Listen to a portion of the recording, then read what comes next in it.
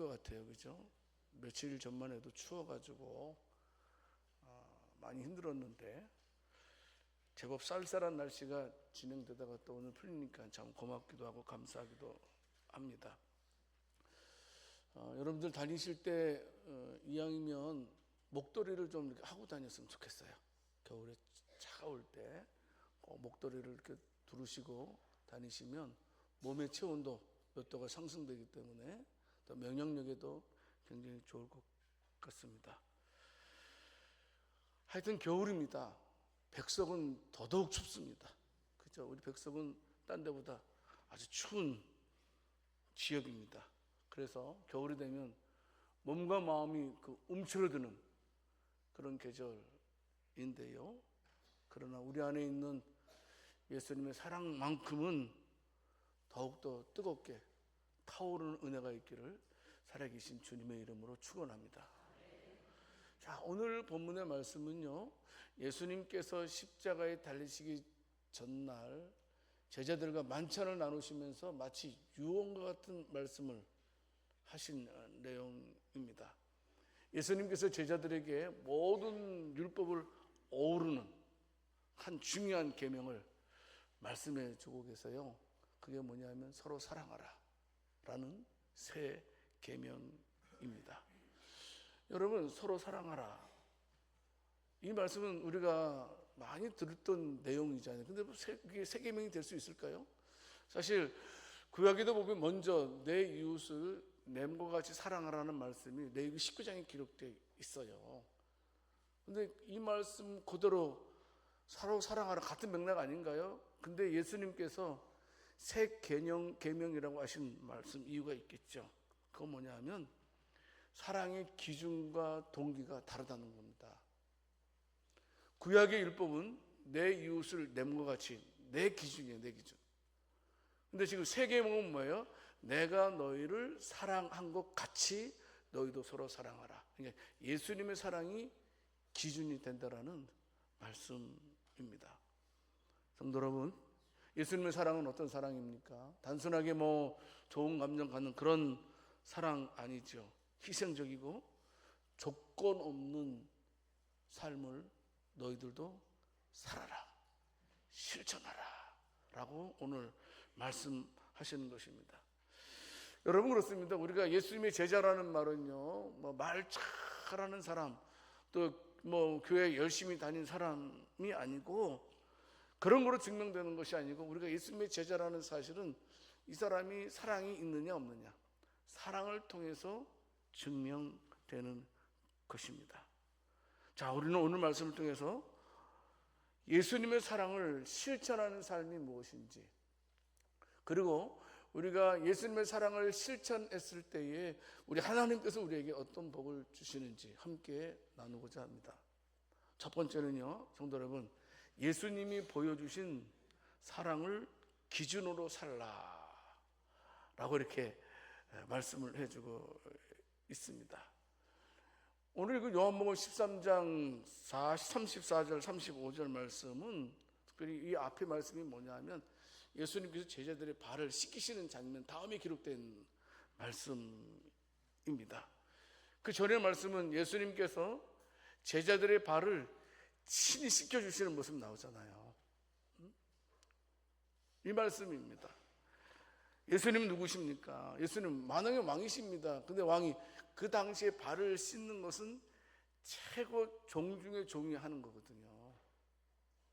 성도 여러분, 예수님께서 기꺼이 제자들을 위해서 무릎을 꿇으셨습니다. 그리고 발을 씻겨 주셨습니다. 그리고 말씀하십니다. 내가 너희를 사랑한 것 같이 너희도 서로 사랑하라 라고 말씀해 주고 있는 것입니다.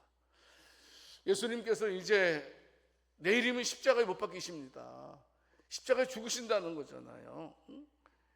나처럼 자기 희생, 내어줌의 사랑이어야 한다. 항상 우리 그리스도인들의 사랑은 말씀을 해주고 있습니다. 너희가 나를 닮았으면 좋겠다.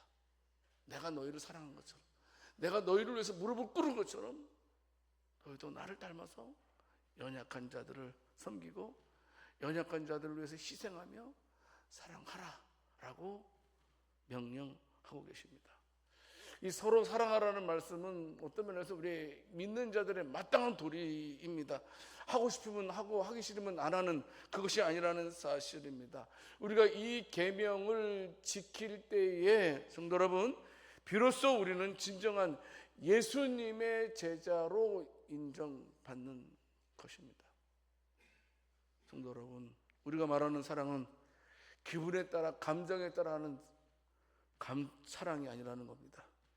내 것을 아낌없이 내어주는 사랑이지요.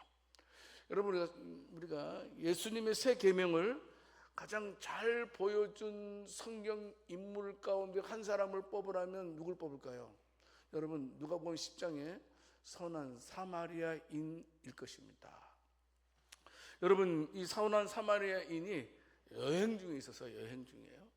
여행 중에 있는데 강도 만나서 거의 다 죽어가는 사람을 보게 됩니다.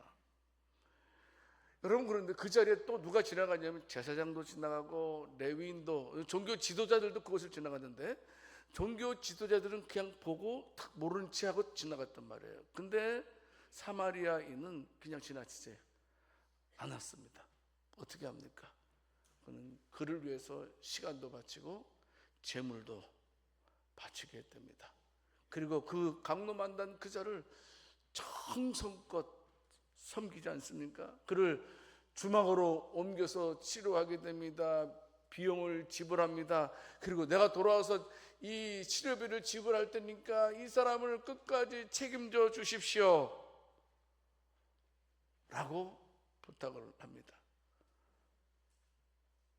이 사마리아 사람도 자기도 여행 중에 있었잖아요. 여행 중에 누구를 돌본다는 것은 상당히 자기를 불편하게 하고 자기에게 손해를 감수해야 되는 그런 상황 아닙니까? 그럼에도 불구하고 이 사마리아 사람은 예수님의 사랑을 실천하게 됩니다. 여러분, 구약의 개념에서 보면 무슨 내 이웃을 내 몸과 같이 사랑하라 그랬잖아요. 근데 이 사마리아인의 사람이 구약의 입장에서 보게 되면 그 강도 만난 사람에게 쾌히 선을 베풀 필요가 없어요. 물론 성경에는 강도 만난 사람이 유대인이라고 이렇게 딱 나오진 않아요. 근데 학자들은 그 배경상, 상황상 그 사람을 유대인으로 보는 게 많더라고요. 그럼 사마리아 사람은 유대인 좋아해요, 안 좋아해요? 이렇게 잘 알았어요? 유대인은 사마리아 사람 좋아해요, 안 좋아해요? 안 좋아해요. 내 원수가 거기서 막 고통받고 있으면 좋아해요, 안 좋아해요? 예. 그게 뭐냐면 구약법대로 하게 되면 나한테 안 맞는 거야. 내 상황이 안 맞잖아요. 그냥 지나쳐도 상관이 없단 말이에요. 여러분, 그런데 이분은 다 뛰어넘었다는 거예요. 예수님께서 보여주시는 그 사랑을 기억하면서 예수님의 사랑을 자기 감정을 뛰어넘어서 자기의 상황을 뛰어넘어서 사랑을 실천한 사람이 바로 사마리아인이었습니다. 여러분, 고대 철학자 소크라테스가 어느 날 제자들에게 물었습니다. 얘야, 봐라. 만약에 누가 너희들을 막 못되게 굴고 모욕하고 또 너희들에게 해를 끼쳤다면 너희들은 어떻게 할래? 이거 물었어요. 제자들이 어이구, 당연하죠. 눈에는 눈, 이에는 이 해야죠. 응? 갚아야죠. 대로 갚아야죠.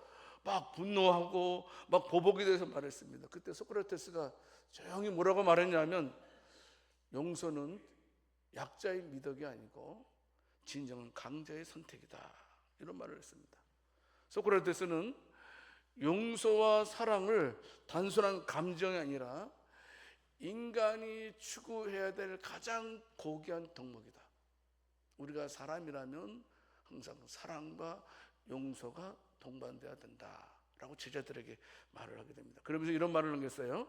악한 사람에게 복수하면 너 또한 악한 사람이다. 그러나 악한 사람에게 사랑을 베풀면 너는 그를 이기고 너 자신을 구원한다. 이런 말씀을 하게 됩니다. 예수님은 저와 여러분들에게 받은 것만큼 갚아주라는 말씀이 아니고 그럼에도 불구하고 안아주는 사람이 되어야 된다. 예수님 말씀하고 계시죠. 여러분, 우리는 본능을 가지고 있습니다. 어떤 본능입니까? 누가 나를 해하려고 하면 나도 모르게 본능적으로 방어한다든지 공격하게 돼 있어요. 그렇지 않습니까? 근데 그런 본능을 내려놓고 우리가 예수님의 거룩한 마음을 닮아가면서 사랑을 실천하는 자들이 되어야 된다. 숙제입니다. 예수님께서 주신 이 새 계명은 어떤 면에서 추상적인 이론이 아니라는 겁니다. 우리의 삶에서 구체적으로 실천되어야 할 내용입니다. 여러분, 그러면 우리가 어떻게 이 사랑을 실천할 수 있습니까? 여러 가지 방법이 있겠죠. 가정에서는 가족의 실수를 덮어주는 그런 따뜻한 말을 한다든지, 아니면 교회에서는 어떻습니까? 아무도 하지 않는 허드렛 일을 갖다가 기쁨으로 감당하는 일이 아니겠습니까? 직장에서는 또 있죠. 직장에서는 여러 모양으로 자기를 힘들게 하는 사람에게 따뜻한 커피 한 잔을 갖다 주는 것, 이와 같은 것들이 여러분, 우리가 사랑을 실천하는 일이라고 생각됩니다. 뭐 거창하게 생각하지 않아도 됩니다. 여러분, 살다 보면 나를 미워하는 사람이 있어요, 없어요? 없어요? 와, 대단하십니다. 미워하는 사람이 어디 말도 안 돼. 나를 미워하는 사람. 여러분, 저를 미워하는 사람이 있을까요, 없을까요? 있어요. 너 누구 있어요, 있다니까요. 여러분, 무슨 말씀입니까? 하다못해 나를 미워하는 사람일지라도 우리가 그를 용서하고 그를 위해서 기도해 주라는 사실입니다. 이게 중요합니다. 우리가 용서하는 마음으로 그를 위해서 기도하면 하나님께서 그의 포로된 내 마음을 자유롭게 해주실 줄 믿습니다. 여러분, 미워하면요, 내가 포로되는 거예요. 그 사람의 포로. 그렇지 않나요? 내가 사랑하게 되면 자유하게 되지만, 내가 먼저 사랑을 베풀게 되면 우리는 진정한 자유를 누리게 될 수 있는 것입니다. 우리가 서로를 향해서 먼저 무릎을 꿇고 섬길 때, 그것이 바로 예수님께서 말씀하신 사랑을 실천하는 겁니다. 사랑하는 성도 여러분, 우리는 사랑합니다 라는 말을 사실 많이 합니다. 옆 사람에게 사랑합니다 해보세요. 얼마나 귀한 말씀입니까? 이제는. 하지만 어때요? 우리가 말뿐만이 아닌 삶으로 보여주는 사랑을 할 수 있는, 이미 하나님, 예수님께서 사랑의 기준을 설정해 놓으셨잖아요. 제자들의 발을 씻겨 주셨잖아요. 왕이신 하나님께서 가장 더러운 일을 종들이 하는 일을 하셨잖아요. 사랑의 기준을 만들어 놓으셨잖아요. 저와 여러분들은 사랑의 기준으로, 예수님께서 만드신 사랑의 기준으로 살아가는 저와 여러분들이 다 될 수 있기를 살아계신 주님의 이름으로 축원합니다. 둘째는, 사랑은요, 제자의 신분증과 같습니다. 오늘 보면 요한복음 13장 35절에서 예수님 말씀하시죠. 너희가 서로 사랑함이 이로써 모든 사람이 너희가 내 제자인 줄 알리라 라고 말씀해 주고 있습니다. 여러분, 내가 누구인지를 증명하는 방법은 내 지갑 속에 있는 신분증 아니라는 겁니다. 분명히 기억하십시오. 사랑이야말로 세상의 저와 여러분들을 그리스도인이라고 알아봐주는 유일한 이름표와 같다라는 겁니다. 백마디 말보다도 사랑하는 그 모습 하나가 나는 하나님의 사람입니다 라는 사실을 보여주는 확실한 증거입니다. 여러분, 세상 사람들은요, 저와 여러분들에 대해서 관심 없어요. 저와 여러분들의 성경을 얼마나 많이 알고 있는지 전혀 관심 없습니다. 새승교회가 뭐 땅이 3,000평이다, 이거 관심 없어요. 그렇다니까요. 내가 교회에서 여러분 어떤 일을 하고 있다, 더더욱 불신자들은 관심 갖지 않아요. 근데 그들이 알고 싶은 것이 있어요. 뭡니까? 바로 사랑입니다. 우리가 서로 사랑하는 모습을 볼 때 세상은 우리를 가리켜서 진정한 예수쟁이구나, 이렇게 말해준다는 겁니다. 우리의 종교 경력을 통해서 예수쟁이라고 인정하지 않는다는 겁니다. 오직 하나입니다. 저와 여러분들이 사랑을 할 때에, 서로 사랑할 때에 세상에서는 우리를 가리켜서 예수님의 제자 또는 예수쟁이로 인정해 준다는 겁니다. 사랑이 없으면 안 된다는 겁니다. 사랑은 통역이 필요 없는 아주 강력한 믿음의 언어라는 말도 있습니다. 화려한 말로, 아주 화려한 모습으로 사람을 감동시킬 수 없습니다. 그거 알잖아요. 여러분, 우리의 가장 가슴 깊은 곳에서 나오는 이 사랑만이 세상이 우리를 보고 읽을 수 있다는 겁니다. 사랑이 있느냐 없느냐, 그걸 통해서 세상은 우리를 보고 분명히 말합니다.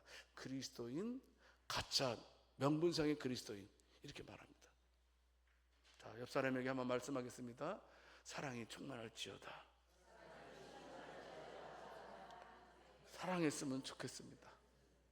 사랑했으면 좋겠습니다. 사랑이 없는 신앙은 고와 놀림에 불과합니다. 하지만 사랑이 있는 공동체는 어떻습니까? 그 공동체에 생명력을 불어넣습니다. 그래서 사람들의 마음을 움직여서 예수 믿고 싶은 마음을 생기게 한다는 겁니다. 그러니까 우리 교회가 부흥하는 건 뭐예요? 여러분, 우리 교회 가운데 예수님을 사랑하고 내 이웃을 사랑하는 사람이 많으면 우리들의 모습을 보고 그들이 예수 믿고 싶어하는 줄을 믿으시기 바랍니다. 사도행전 2장을 보게 되면 초대교회 공동체가 얼마나 살아있는 공동체인지를 알 수가 있습니다. 그들은 서로 깊이 사랑했습니다. 사도행전 2장 44절 45절 말씀이지요. 같이 한번 읽어보겠습니다. 시작.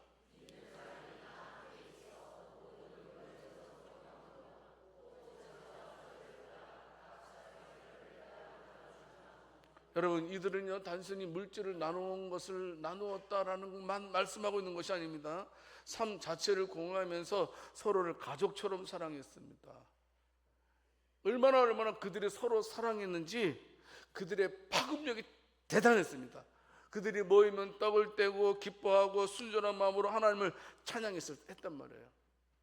얼마나 그리스도인들이 많은 사랑을 했으면 불신자들이 어떤 영향을 줬습니까? 사도행전 2장 47절 말씀을 통해서 보게 되면 어떻습니까? 하나님을 찬미하며, 읽어보겠습니다. 시작. 하나님을 찬미하며 또 온 백성에게 칭송을 받으니 주께서 구원받는 사람을 날마다 더하게 하시니라.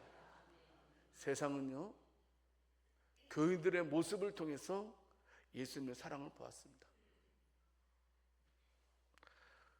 그들의 모습을 통해서 감동을 받고 나도 예수님 믿었으면 좋겠다, 나도 저 공동체에 들어갔으면 좋겠다 라고 소망했습니다.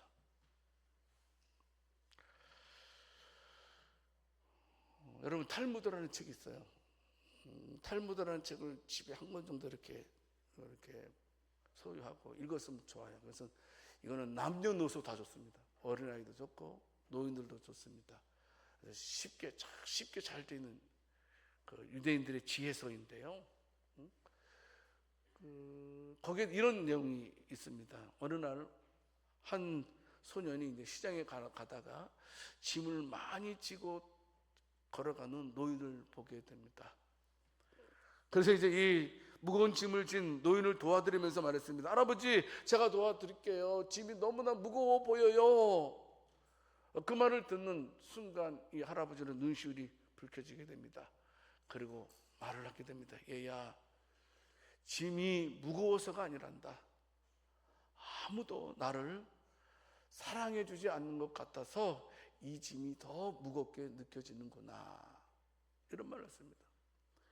이 말을 들은 소녀는 이제 그 노인을 짐을 들어주면서 함께 목적지까지 가는데요, 이제 그날 이후에 마을 사람들에게 노인이 이런 말을 했다고 합니다. 사랑은 짐을 대신 들어주는 것이 아니고 사람의 마음을 가볍게 해주는 것이다, 이런 말을 했습니다. 성도 여러분, 우리가 교회 안팎에서 서로 사랑하는 삶을 살 때에 세상 사람들은 우리의 모습을 통해서 예수님을 알게 될 것입니다. 이 탈무드에 기록된 이 작은 이야기는요, 복잡한 교리보다 따뜻한 사랑 하나가 얼마나 큰 위력이 있는지를 말씀해 주고 있는 것이죠. 우리는 분명하게 우리의 입술의 신앙 고백을 넘어서서 우리의 삶의 영역에서 사랑이 품어나는 그런 모습이 있어야 됩니다. 사랑입니다. 그리스도인들은 사랑받은 자들입니다. 그리스도인들은 사랑할 때 그리스도인이라는 사실입니다. 여러분, 우리는 한번 생각해 볼 수 있기를 원합니다. 한번 조용히 내 자신에게 한번 자문해 볼 수 있기를 원합니다. 내 사랑은 얼마만큼 사람들에게 따뜻하게 다가가고 있는가? 그리고 나의 삶은 예수님을 보여주는 아주 선명한 편지가 되고 있는가? 나를 보고 예수님 보고 있는지 우리는 자문해 봐야 됩니다. 우리는 교회 안에서도 서로를 향해서 기쁨으로 섬겨야 됩니다. 성도 여러분, 비판 대신에 중보 기도를 했으면 좋겠어요. 금요일에 어느 분이 기도 마시고 상담 요청했어요. 상처를 얘기하더라고요. 그래서 많이 힘든 거, 지금도 많이 힘든 것 같아요. 누구를 도저히 용서할 수가 없겠대요. 나는 잘해줬는데 나를 배신했다는 거죠. 그래서 제가 뭐래요? 그래요. 아유, 많이 힘들겠습니다. 힘들죠. 그래요. 그러면 그 사람을 위해서 한번 기도해 보지 않겠냐고. 그 사람을 위해서 밉지만 그 사람을 위해서 기도해 볼 마음은 없는지 물었습니다. 그리고 기도하라고 그랬습니다. 여러분, 그렇습니다. 저와 여러분들이 서로 판단하기보다는, 비판하기보다는 허물을 덮어주고 기도해주는 사람들이 될 수 있기를 원합니다. 뿐만이 아닙니다. 여러분, 절대로 비교하지 마세요. 여러분, 비교하면 어때요? 기분 좋아요, 안 좋아요? 기분 좋아요, 안 좋아요? 뭐 좋은 사람도 있겠지만 안 좋은 사람도 있겠죠. 절대 교회에서는 비교하면 안 됩니다. 비교 대신에 격려를 할 줄 알아야 됩니다. 또 한 가지는 뭐냐 하면, 우리가 구체적으로 할 수 있는 건 뭐냐 하면, 절대 뒷담화하지 마세요. 뒷담화 그거 아주 나쁜 겁니다.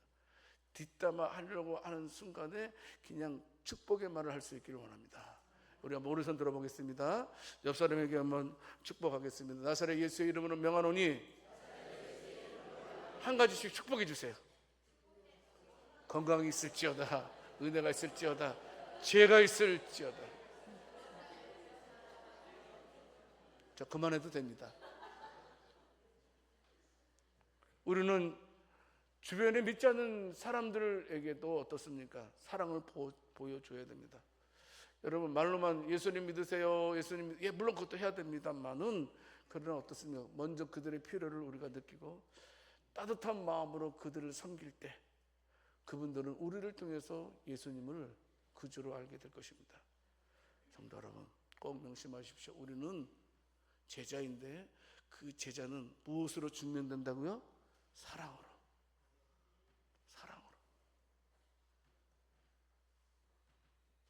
옆 사람에 한 번만 더 물어볼게요. 제자입니까? 해보세요. 그 제자는 뭐로요? 사랑이 아니면 제자가 아닙니다. 세 번째, 중요합니다. 우리가 사랑을 삶으로 실천할 때 누리는 하늘의 복이 있다라는 겁니다. 보세요. 하나는 우리에게 매일매일, 야, 계속 퍼줘. 이것도 퍼주고 저것도 퍼주고. 계속 퍼주기만 하면 어떻게 돼요? 번아웃 돼요.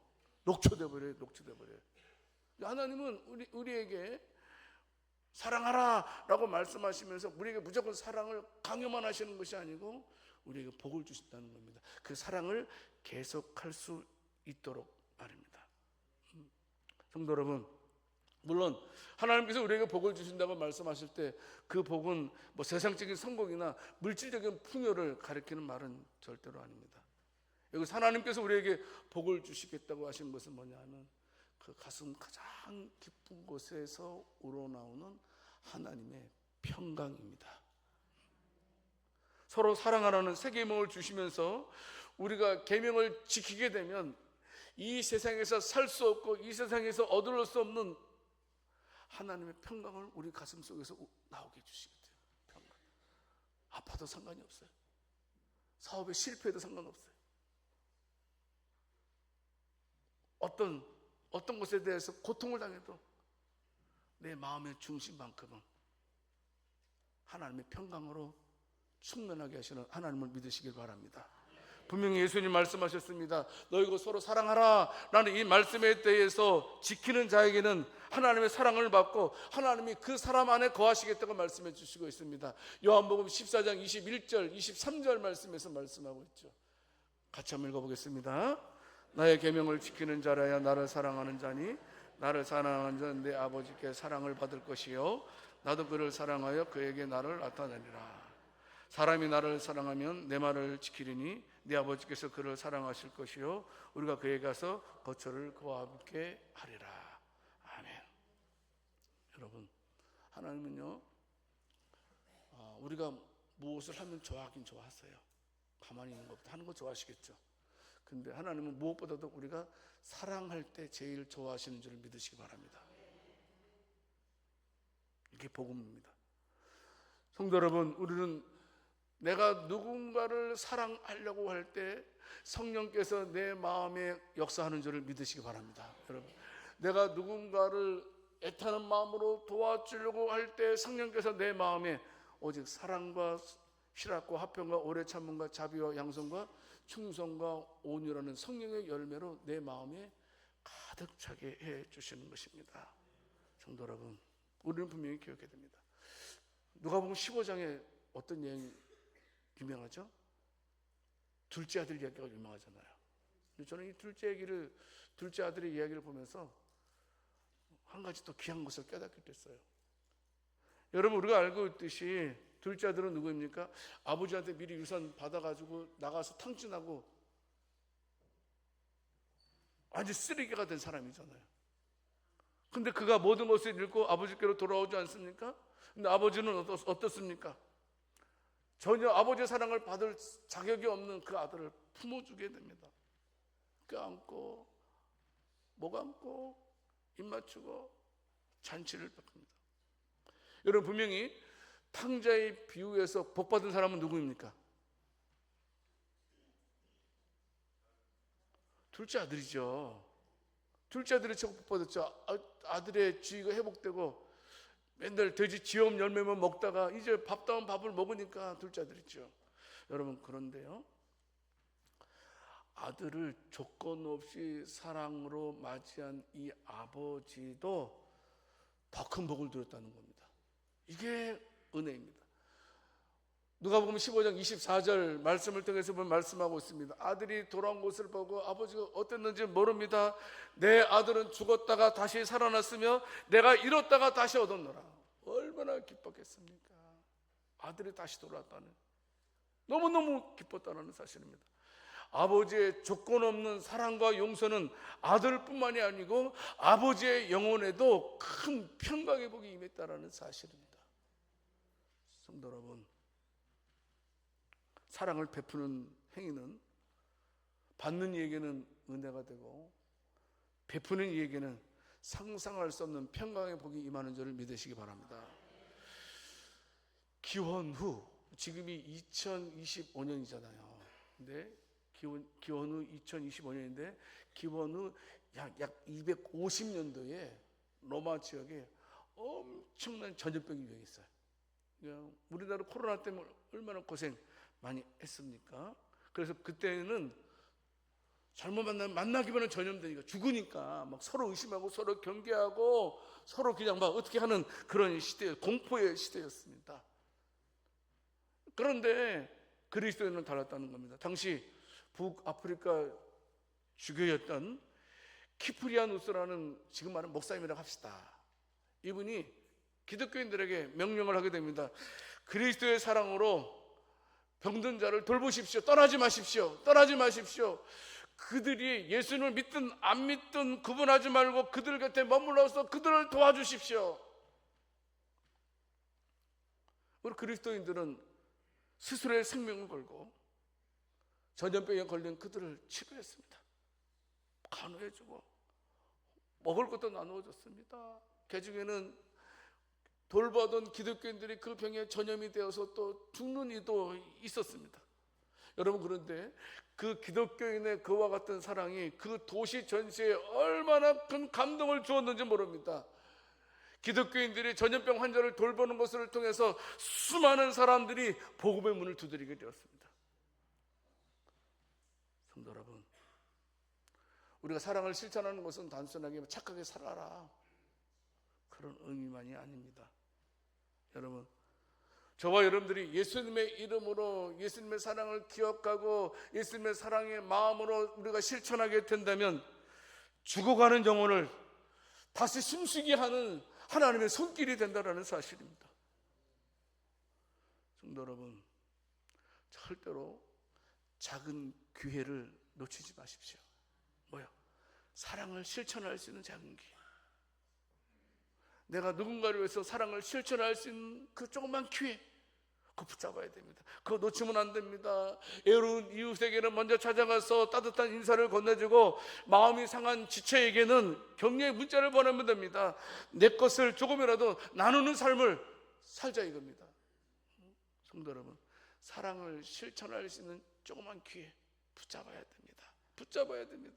여러분, 이 작은 사랑의 실천들이 모여서 어떻습니까? 우리 교회는 아름다운 교회가 될 것이고, 뿐만이 아니고 이곳에 더 풍성하신 하나님의 은혜가 머물 줄 믿습니다. 말씀을 맺겠습니다. 성도 여러분, 오늘 우리는 예수님께서 주신 새 계명, 곧 서로 사랑하라는 말씀을 우리가 묵상해 보았습니다. 여러분, 이 예수님의 사랑은 감정을 넘어서는 거라고 했어요. 말씀을 드리지 않았습니까? 예수님께서 우리에게 주신 이 새 계명, 우리는 마음으로 믿음으로 받아들이고 실천할 때에 어떻습니까? 우리가 예수님의 제자로 인정받게 되는 겁니다. 여러분, 다른 거로 불신자들은 우리 모릅니다. 우리에 대해서 관심 절대 갖지 않아요. 그런데 보는 건 있습니다. 저 사람이 사랑이 있느냐 없느냐. 그 사랑을 통해서 우리가 저놈은 진짜 예수쟁이네, 진짜 예수님의 제자네 라고 생각한다는 겁니다. 여러분, 참으로 저와 여러분들은 이미 사랑을 받은 자들 아닙니까? 독생자 예수 그리스도께서 저와 여러분들을 위해서 십자가에 죽으시고 부활해 주셨습니다. 여러분, 예수님께서 저와 여러분들을 위해서 모든 것을 다 내어 주셨습니다. 이제 우리 차례입니다. 그 받은 사랑을 흘러보내는 삶을 우리가 살아야 됩니다. 이기심과 편견 내려놓아야 됩니다. 그리고 먼저 섬기고 먼저 용서하는 삶을 우리는 살아가야 됩니다. 그리할 때 하나님께서 우리에게 세상이 줄 수 없는, 세상에 살 수 없는 평강의 복을 허락해 주실 줄 믿습니다.